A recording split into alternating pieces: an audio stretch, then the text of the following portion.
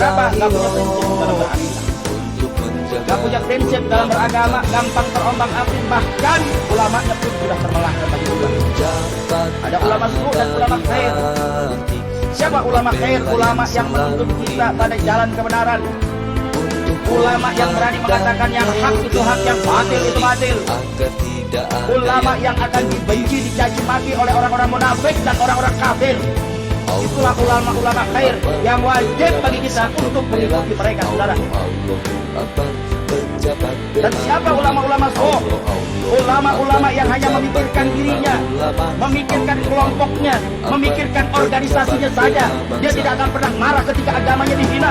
Dia tidak akan pernah marah ketika nabinya dinistakan. Dia tidak akan pernah marah ketika kitab sucinya dilecehkan. Itulah ulama suh. Mengapa ada ulama suh? Apa yang menjerat mereka? Ya, sebab mereka sudah terkena al-wahan. Bahwa al-wahan hubbud dunya wa karahiyatul maut. Terlalu cinta kepada dunia dan takut akan kematian. Terlalu cinta kepada materi. Terlalu cinta kepada jabatan. Terlalu cinta kepada nama besar. Makarahiyatul maut, takut akan kematian. Takut gak makan. Takut gak dipanggil lagi ceramah kalau keras-keras dan kencang-kencang. Takut gak masuk TV lagi. Takut hilang popularitasnya. Menegakkan kebenaran dan keadilan, dia takut sama sekali.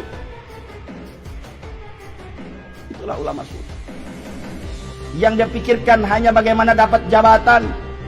Dia nggak pedulikan lagi kanan kiri saudaranya. Dia nggak pikirkan lagi bagaimana umatnya. Dia nggak pikirkan lagi bagaimana agamanya dinistakan dan lain sebagainya. Bahkan dia bisa lebih bengis terhadap saudaranya sendiri, bisa bercipika-cipiki terhadap musuhnya, saudara. Allah Subhanahu wa taala sudah katakan Muhammadur Rasulullah walladzina ma'ahu asyidda'u 'alal kufar ruhama'u bainahum. Muhammad adalah utusan Allah dan orang-orang yang bersama beliau wajib hukumnya bertindak tegas terhadap orang kafir. Ruhama'u bainahum, dan saling berkasih sayang di antara kalian. Jangan terbalik, saudara. Ama saudara sendiri bengisnya minta ampun, ama saudara sendiri luar biasa, suuzurnya luar biasa, fitnahnya luar biasa. Tapi terhadap orang-orang kafir, bahkan kafir harbi, mereka bisa cipika-cipiki, mereka bisa bekerja sama hanya untuk kepentingan dunia saja, saudara.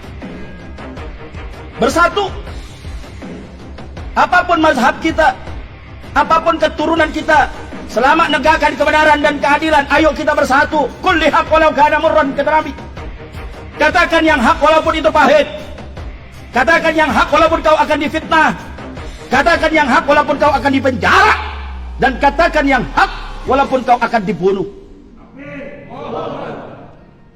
Tidak lain dan tidak bukan, kita kudu bersatu. Dan saya ingatkan kepada pemerintah Republik Indonesia, jangan suuzon terhadap umat Islam. Jangan terlalu a priori terhadap ulama-ulama yang istiqomah, yang ingin menjaga negara kesatuan Republik Indonesia. Ulama-ulama tidak akan melakukan bogol, pemberontakan dan lain sebagainya. Tidak. Kenapa? Karena ulama-ulama sadar yang memerdekakan bangsa dan negara adalah para ulama, kiai, habaib dan santrinya. Jadi nggak akan mungkin umat Islam yang istiqomah akan melakukan pemberontakan kepada negara. Tidak.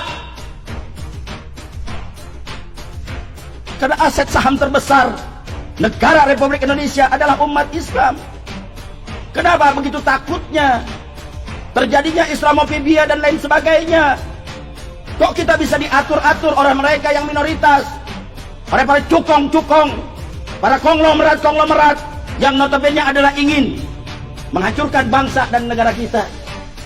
Dalam segi ekonomi tadi sudah dikatakan Indonesia ini nggak mungkin jadi miskin, tapi saat ini jadi miskin. Kenapa? Kita tidak pernah mau bersyukur kepada Allah. Jauh dari syariat Allah, meninggalkan bagaimana ajaran dari baginda Nabi. Jauh dari itu semua.